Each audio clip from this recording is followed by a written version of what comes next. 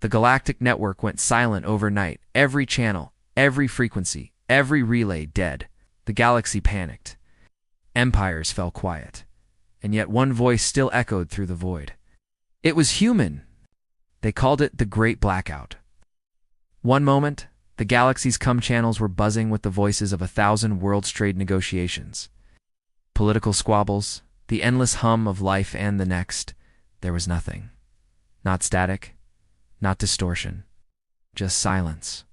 The first to notice were the border station's massive orbital hubs, where data from hundreds of light years passed through relay gates.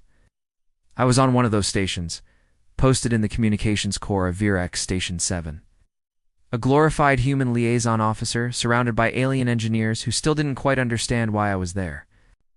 Another node down, hissed Lauren, my four-eyed supervisor, his frilled neck flaring in agitation. That's 22 this cycle. At this rate, he didn't finish. He didn't have to. The network was everything. Without it, interstellar civilization didn't just stumble, it fell face first into the dirt. I checked my panel. The human channels, running on old electromagnetic radio waves instead of the fancy FTL arrays, were still crackling along just fine. Primitive, the aliens had called it when we joined the network. Obsolete, laughable. Right now, it was the only thing still working. Within hours, the silence was total. Not one FTL signal got through. Entire systems went dark. Panic set in like frost on glass. That's when Earth decided to make the call. The message was simple. This is United Terran Command.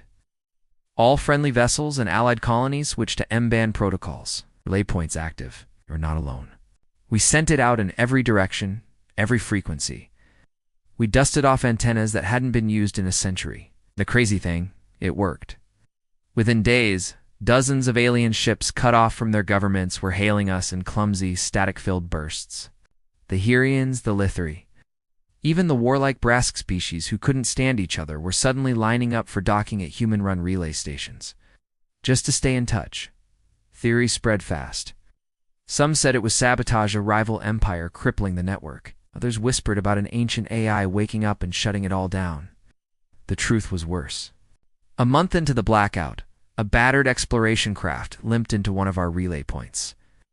Its captain, a Zorix scout named Calvek, told us what they'd seen at the network's core. A massive, spined object latched onto the central relay array like a spider on its prey.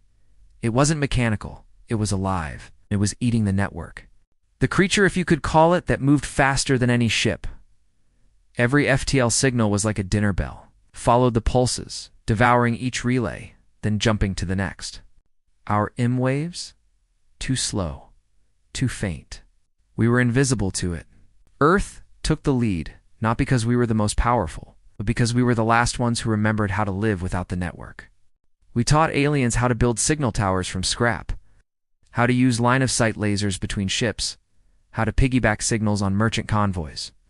It was messy, slow, unreliable, but it kept us talking, and as we worked, something strange happened. The galaxy got smaller. Without instant communication, petty wars fizzled, alliances deepened.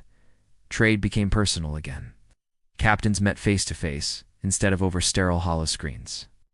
We stopped being just another young species, became the thread holding a fractured galaxy together. A year into the blackout, the creature finally moved on. Maybe it had eaten its fill.